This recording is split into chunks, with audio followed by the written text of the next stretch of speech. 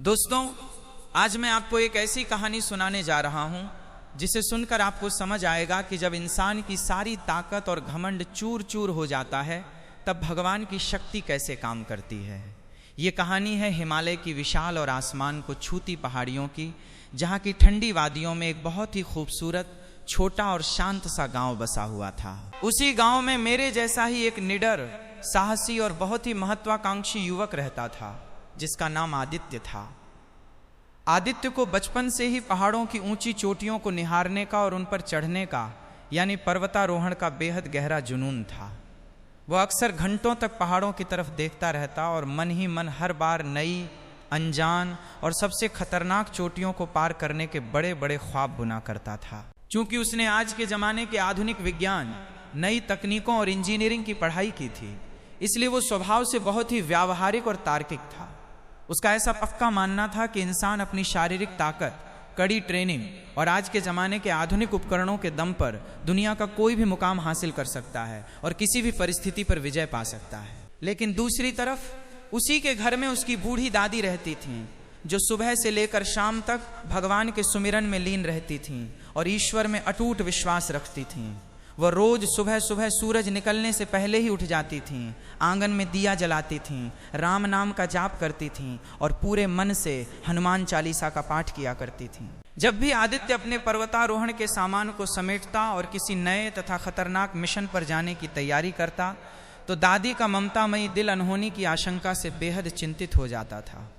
वो हर बार उसे विदा करने से पहले उसकी सुरक्षा के लिए भगवान का आशीर्वाद समझकर आदित्य की जेब में तांबे की एक छोटी सी गदा रख देती थी। इसके साथ ही वो हनुमान चालीसा की एक बहुत ही छोटी सी पुस्तिका भी उसकी शर्ट की सामने वाली जेब में बड़े प्यार से डाल देती थी। वो हमेशा उसे विदा करते समय एक ही बात समझाती थी कि बेटा, विज्ञान अपनी जगह पर बिल्कुल सही है, लेकिन संकट मोचन का नाम अपनी जगह पर है। जब जिंदगी के सारे रास्ते और सारे साधन बंद हो जाएं, तो उस पवन पुत्र को सच्चे दिल से पुकार लेना। वो अपने भक्तों पर आने वाले हर बड़े से बड़े तूफान का रुख पलक झपकते ही मोड़ देते हैं। आदित्य हर बार दादी की इन धार्मिक बातों को सुनकर बस एक हल्की सी मुस्कान दे देता था और उनकी बातों को बूढ़ों का वहम समझकर टाल देता था। वो दादी का दिल रखने के लिए उन चीज़ों को अपनी जेब में तो रख लेता था, पर मन ही मन हंसता था कि पहाड़ों पर मजबूत सुरक्षा रस्सियाँ, GPS ट्रैकर और सैटेलाइट फ़ोन काम आते हैं, कोई प्रार्थना काम नहीं आती। फिर एक दिन ऐसा आया जब आदित्य ने अपने जीवन के सबसे बड़े, कठिन और साहसी मिशन की एक बहुत बड़ी योजना बनाई। उसने हिमालय की एक बेहद दुर्गम, बर्फीली और अनजान चोटी जिसका नाम त्रिशूल शिखर था, उस पर चढ़ने का कड़ा फैसला किया। ये एक ऐसी चोटी थी जहाँ का रास्ता बेहद संकरा था, सीधी ढलान थी और जहाँ का मौसम पल भर में बदल जाने के लिए पूरी दुनिया में कुख्यात था। जब वो अपनी पूरी टीम और सारे आधुनिक साजो सामान के साथ पहाड़ के बेस कैंप पर पहुंचा तो वहां के मौसम विभाग ने एक बेहद गंभीर और डरावनी चेतावनी जारी की हुई थी। रेडियो और वॉकी टॉकी पर बार बार अधिकारियों द्वारा कहा जा रहा था कि पहाड़ों के ऊपरी हिस्सों में एक बहुत ही भयानक और जानलेवा बर्फीला तूफान आने वाला है। वहाँ के स्थानीय गाइडों और अनुभवी बुजुर्गों ने भी आदित्य को हाथ जोड़कर सलाह दी कि वो इस समय आगे बढ़ने की जिद छोड़ दे और सही मौसम का इंतजार करे। लेकिन आदित्य के सिर पर अपनी कामयाबी का, अपनी आधुनिक मशीनों का और अपने हुनर का गहरा घमंड पूरी तरह से सवार था। उसने मुस्कुराते हुए गाइडों से कहा कि हमारे पास दुनिया के सबसे बेहतरीन विंटर गियर्स, सबसे महंगे कोट और एडवांस्ड GPS सिस्टम हैं। हमें इस छोटे मोटे तूफान से डरने की कोई ज़रूरत नहीं है। हम अपनी योजना के अनुसार आगे ही बढ़ेंगे। अपनी टीम के कुछ अन्य साथियों के साथ आदित्य ने अलसुबह घने अंधेरे में ही पहाड़ की कठिन चढ़ाई शुरू कर दी। शुरुआत में सब कुछ उनकी सोची हुई योजना के मुताबिक ही बहुत ही शानदार और सही तरीके से चल रहा था। पहाड़ की सफ़ेद बर्फीली ढलानों पर उनके नुकीले जूते और कुल्हाड़ियाँ मजबूती से टिक रही थीं और वे तेजी से ऊपर बढ़ रहे थे। दोपहर होते होते वे लोग चोटी के बेहद करीब पहुँच गए। अब चोटी उनसे कुछ ही दूरी पर साफ दिखाई दे रही थी और टीम के सभी लोग जीत की खुशी से झूम रहे थे। लेकिन तभी अचानक प्रकृति ने अपना असली, प्रचंड और खौफनाक रूप दिखाना शुरू कर दिया, जिसे देखकर सबके होश उड़ गए। देखते ही देखते आसमान में चारों तरफ काले, घने और डरावने बादलों ने डेरा जमा लिया और सूरज की रोशनी पूरी तरह गायब हो गई। हवा की रफ्तार इतनी तेज और भयानक हो गई कि कानों में साएं साएं की ऐसी आवाजें गूंजने लगीं जैसे कोई अदृश्य शक्ति दहाड़ रही हो। पल भर में ही एक बेहद भयानक और रौद्र बर्फीला तूफान पूरी पहाड़ी पर छा गया, जिससे चारों तरफ सिर्फ सफेद मौत नाचती हुई दिखने लगी। ये तूफान इतना जबरदस्त और घातक था कि पहाड़ी का तापमान अचानक गिरकर हड्डियों को जमा देने वाले स्तर से भी बहुत नीचे चला गया। हवा में इतनी तेज रफ्तार से बर्फ के बारीक कण और पत्थर उड़ रहे थे कि दृश्यता पूरी तरह से खत्म हो गई। किसी को अपने हाथ की उंगलियां तक दिखाई नहीं दे रही थीं। आदित्य और उसके साथी एक दूसरे का हाथ पकड़ने की कोशिश कर रहे थे, लेकिन बर्फीली हवा के थपेड़े उन्हें पीछे की तरफ धकेल रहे थे। तभी अचानक प्रकृति का एक ऐसा करारा झटका लगा जिसने पूरी टीम के पैर जमीन से उखाड़ दिए। एक बहुत ही जोरदार हवा के झोंके और बर्फ की चट्टान खिसकने के कारण सुरक्षा के लिए उन सभी के बीच बंधी हुई मुख्य नायलॉन की मजबूत रस्सी बीच से तड़क कर टूट गई। रस्सी टूटते ही आदित्य का संतुलन पूरी तरह से बिगड़ गया और वो बर्फ की ढलान पर बहुत तेजी से नीचे की तरफ फिसलने लगा। उसने अपने हाथों में पकड़ी बर्फ की कुल्हाड़ी को जमीन में गाड़कर खुद को रोकने की आखिरी कोशिश की, लेकिन ढलान इतनी तीखी और चिकनी थी कि कुल्हाड़ी बर्फ को चीरती हुई हाथ से छूट गई। वो अपनी टीम से पूरी तरह अलग होकर चीखते हुए एक बहुत ही गहरी और अंधेरी बर्फीली खाई की तरफ गिरता चला गया। खुशकिस्मती से उस जानलेवा और गहरी खाई में पूरी तरह समा जाने से ठीक पहले उसका शरीर एक संकरी चट्टान के छोटे से कोने पर जाकर अटक गया, लेकिन वहां उसकी हालत बद से बदतर हो चुकी थी। उसका पूरा शरीर बर्फ की मोटी परत से ढक चुका था और वह बुरी तरह जख्मी था। इस भयानक हादसे में उसका कीमती GPS tracker, satellite phone, walkie talkie और सारे आधुनिक उपकरण टूटकर खाई में खो चुके थे। उसके हाथ और पैर कड़कड़ाती ठंड के मारे पूरी तरह से सुन्न हो चुके थे। उंगलियां काम नहीं कर रही थीं और शरीर की सांसें उखड़ने लगी थीं। उसे इस बात का पूरा एहसास हो गया था कि इस वीरान, सुनसान और हाड़ कंपाने वाले पहाड़ पर अब उसकी मदद के लिए कोई भी इंसान नहीं आ सकता। आधुनिक विज्ञान की तकनीकें, महंगे उपकरण और उसकी खुद की शारीरिक ताकत अब इस प्रकृति के कहर के सामने पूरी तरह से बेअसर और लाचार हो चुके थे। घोर अंधकार, तेज चीखती हवाओं और जानलेवा ठंड के बीच उसे अपनी मौत बिल्कुल अपने सामने खड़ी नजर आ रही थी। उस लाचारी के पल में उसकी आंखों से आंसू बहने लगे और उसे अपनी गलती पर बहुत पछतावा हो रहा था कि उसने बड़ों की और अनुभवी लोगों की बात क्यों नहीं मानी। जब जिंदगी की आखिरी उम्मीद भी पूरी तरह से टूटने लगी और उसका शरीर हार मानने लगा, तब अचानक आदित्य के धुंधले होते दिमाग में एक बात बहुत तेजी से कौंधी। उसे उस घोर निराशा और मौत के पल में अपनी बूढ़ी और ममतामयी दादी का भोला चेहरा और उनके कहे हुए वो पवित्र शब्द याद आए। उसने अत्यंत कांपते हुए जम चुके हाथों से अपनी भारी जैकेट की अंदरूनी पॉकेट को बहुत ही मुश्किल से टटोलना शुरू किया। एक महान चमत्कार की तरह दादी की दी हुई वो तांबे की छोटी सी गदा और हनुमान चालीसा की वो पुस्तिका अभी भी उसकी जेब के अंदर पूरी तरह से सुरक्षित रखी हुई थी। आदित्य ने अपने जीवन की बची कुची पूरी आखिरी ताकत लगाकर उस छोटी सी गदा को अपनी सुन्न हो चुकी मुट्ठी में कसकर भींच लिया। उसने अपनी आंखें बंद की, अपने भीतर के सारे घमंड, अहंकार और ज्ञान को पूरी तरह से त्याग दिया और रोते हुए कांपती आवाज में पुकारा कि हे संकट मोचन, हे पवन पुत्र हनुमान, मैं पूरी तरह हार चुका हूँ। मेरा सारा अहंकार आज टूट कर बिखर गया है। इस समय इस मौत के बर्फीले जाल से मुझे सिर्फ और सिर्फ आप ही निकाल सकते हैं। मेरी रक्षा कीजिए प्रभु, मुझे क्षमा कीजिए। जैसे ही उसके तड़पते हुए दिल से यह सच्ची और निश्चल पुकार निकली, वैसे ही उस निर्जन पहाड़ी पर एक ऐसी अविश्वसनीय और अलौकिक घटना घटी जिसे कोई सोच भी नहीं सकता था।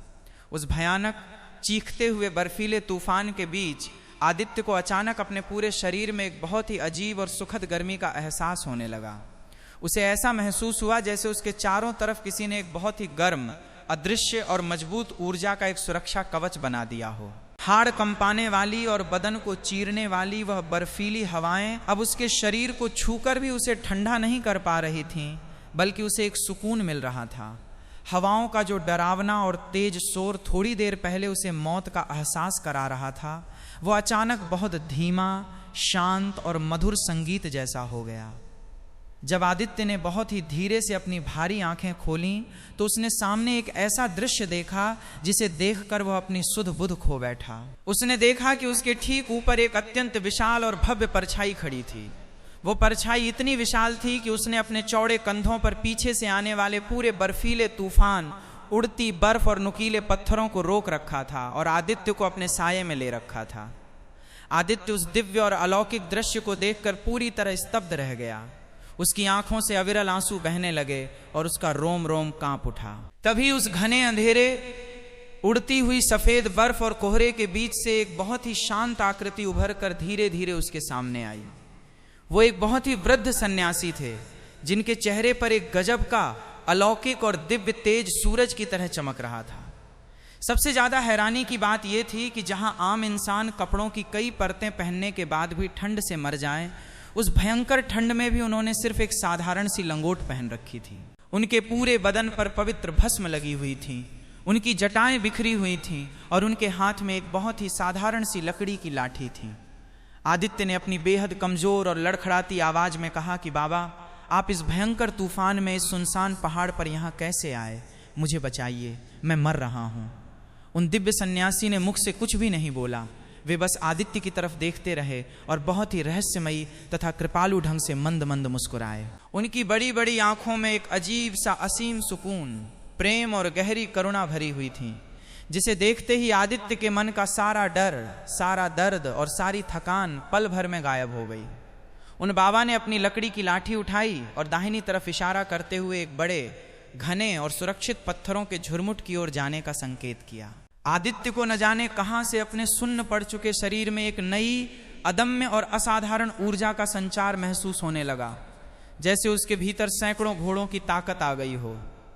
वो बिना किसी सहारे के खुद ब खुद उठ खड़ा हुआ और बिना कोई सवाल पूछे उस लाठी के बताए हुए इशारे की तरफ तेजी से कदम बढ़ाने लगा। सिर्फ कुछ ही कदम आगे बढ़ते ही उसे उन विशाल पत्थरों के बीच एक बहुत ही सुरक्षित, सूखी और गर्म गुफा दिखाई दी जो बाहर से बिल्कुल नजर नहीं आ रही थी।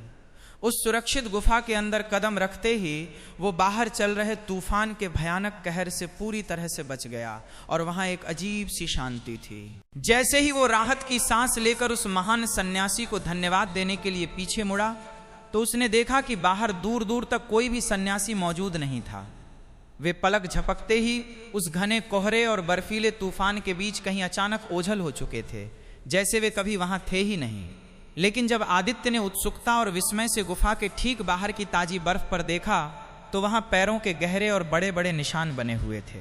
वे निशान किसी भी आम इंसान के पैरों के आकार से कई गुना बड़े और विशाल थे, जिन्हें देखकर आदित्य समझ गया कि कोई साधारण मनुष्य नहीं बल्कि स्वयं महाबली हनुमान उसकी पुकार सुनकर वहां खड़े थे। अगली सुबह जब तूफान पूरी तरह से थम गया तो आसमान बिल्कुल साफ, नीला और चमकदार धूप से सराबोर हो गया। सेना के हेलीकॉप्टर और स्थानीय रेस्क्यू टीम के अनुभवी सदस्य आदित्य को ढूंढते हुए और उसकी तलाश करते हुए उस खतरनाक चोटी के पास पहुंचे। जब उन्होंने आदित्य को उस संकरी पहाड़ी की गुफा के बाहर पूरी तरह से सही सलामत और मुस्कुराते हुए खड़ा देखा तो सभी डॉक्टरों और गाइडों की आंखें फटी की फटी रह गईं। उन्हें अपनी आंखों पर विश्वास नहीं हो रहा था। मुख्य गाइड ने अचरज से कहा कि इस तरह के जानलेवा तूफान में, इस ऊंचाई पर और शून्य से इतने नीचे के तापमान पर बिना किसी साधन के पूरी रात अकेले जिंदा बच जाना एक नामुमकिन और अविश्वसनीय चमत्कार है। आदित्य ने अपनी आंखों में भक्ति के आंसू लिए मुस्कुराते हुए अपनी बंद मुट्ठी को खोला और अपनी हथेली में रखी उस तांबे की छोटी सी गदा को चूम लिया। उसने रेस्क्यू टीम के सभी सदस्यों की तरफ देखा और बहुत ही गर्व तथा विनीत भाव से कहा कि इंसान का विज्ञान और घमंड जहां जाकर पूरी तरह खत्म हो जाता है, ठीक वहीं से मेरे बजरंगबली की असीम कृपा और शक्ति की शुरुआत होती है।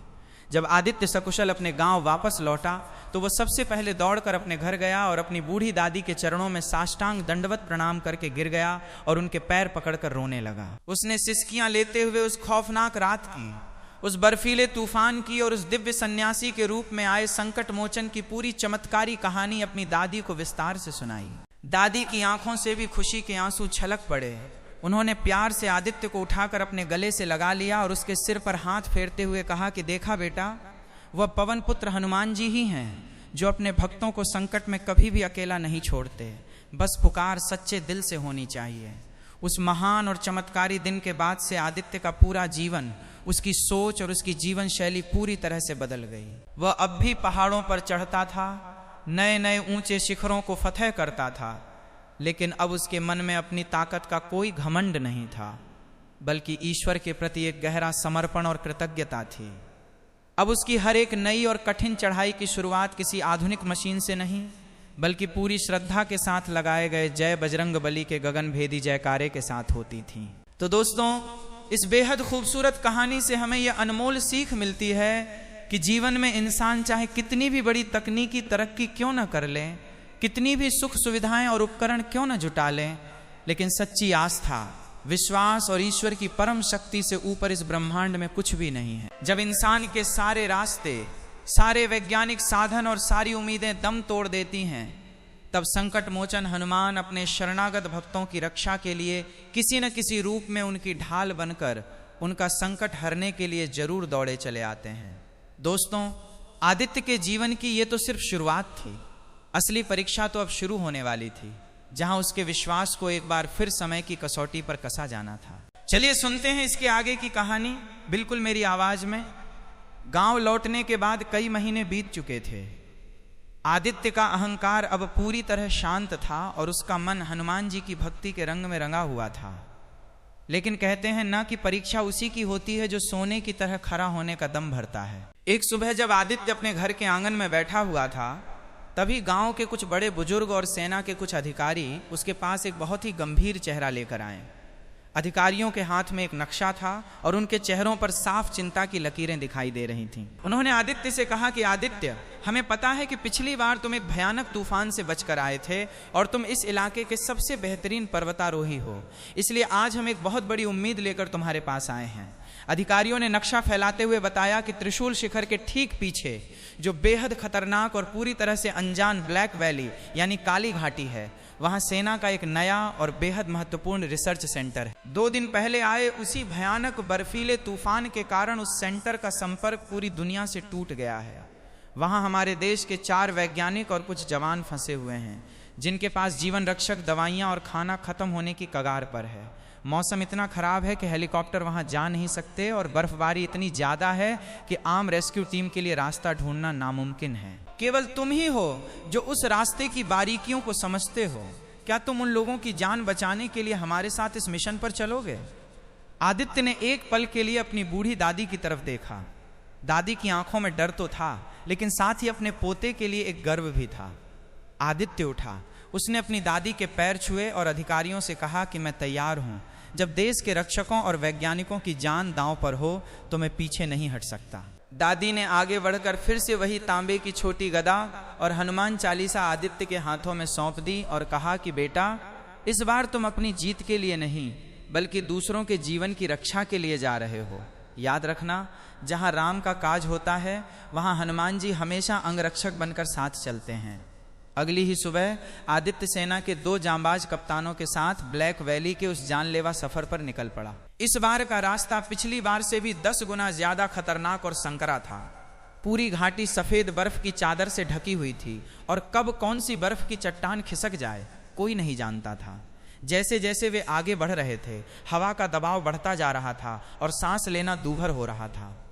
आदित्य अपनी टीम को बहुत ही संभल कर आगे ले जा रहा था। उसके मुख से लगातार बहुत ही धीमी आवाज में जय श्री राम और जय बजरंग बली का जाप चल रहा था। उसके साथ ही सैनिक उसकी इस श्रद्धा को देखकर हैरान थे, क्योंकि वे जानते थे कि आदित्य पहले कभी इन सब बातों पर विश्वास नहीं करता था। सफर के दूसरे दिन शाम होते होते जब वे उस रिसर्च सेंटर से महज आधा किलोमीटर दूर थे, तभी अचानक एक बहुत बड़ा हादसा हो गया। पहाड़ के ऊपरी हिस्से से एक बहुत विशाल बर्फ का पहाड़ यानी एवलांच भरभरा कर नीचे गिरने लगा। तबाही इतनी अचानक हुई कि किसी को संभलने का मौका ही नहीं मिला। एक बहुत बड़ी बर्फ की चट्टान सीधे आदित्य के दोनों साथी सैनिकों के ऊपर आ गिरी, जिससे वे बर्फ के मलबे के नीचे दब गए। आदित्य बाल बाल बचा, लेकिन जब उसने पीछे मुड़कर देखा तो उसके पैरों तले जमीन खिसक गई। उसके दोनों साथी बर्फ में गहरे धंस चुके थे और उनके ऊपर भारी बर्फ जमी हुई थी। आदित्य पागलों की तरह अपने हाथों से बर्फ हटाने लगा। उसकी उंगलियों से खून निकलने लगा था, लेकिन बर्फ का पहाड़ बहुत विशाल था। अकेला इंसान उस मलबे को हटा नहीं सकता था और रात का अंधेरा धीरे धीरे पूरी घाटी को अपने आगोश में ले रहा था। तापमान फिर से शून्य से बहुत नीचे गिर चुका था। आदित्य बुरी तरह थक कर बर्फ पर बैठ गया। उसकी हिम्मत जवाब दे रही थी। उसने सोचा कि हे प्रभु, मैं यहाँ लोगों की जान बचाने आया था, लेकिन यहाँ तो मेरे साथी ही मौत के मुंह में चले गए और आगे फंसे वैज्ञानिकों का क्या होगा। तभी उस घोर सन्नाटे में आदित्य को दूर से एक बहुत ही अजीब और भारी आवाज सुनाई दी। वो किसी के चलने की आवाज थी, जैसे कोई बहुत भारी जीव बर्फ पर कदम रख रहा हो। जब आदित्य ने अपनी धुंधली आंखों से देखा तो उसे दूर से वही वृद्ध सन्यासी आते हुए दिखाई दिए जो उसे पिछली बार मिले थे, लेकिन इस बार उनका रूप और भी भव्य और चमत्कारी था। उनकी लंबी जटाएं हवा में लहरा रही थीं और उनके हाथ की लाठी से एक दिव्य प्रकाश निकल रहा था। वे सन्यासी बिना रुके उस बर्फ के मलबे के पास पहुंचे जहां सैनिक दबे हुए थे। उन्होंने आदित्य की तरफ देखा और एक बहुत ही गहरी गूंजती हुई आवाज में कहा कि उठो पुत्र, संकट के समय रोया नहीं करते, संकट मोचन का नाम लेकर कर्म करते हैं। उन बाबा ने अपनी साधारण सी लकड़ी की लाठी को उस भारी बर्फ की चट्टान के नीचे लगाया और एक ही झटके में उस विशाल चट्टान को ऐसे दूर फेंक दिया जैसे वो कोई सूखा पत्ता हो। आदित्य यह देखकर पूरी तरह सन्न रह गया कि जो चट्टान सैकड़ों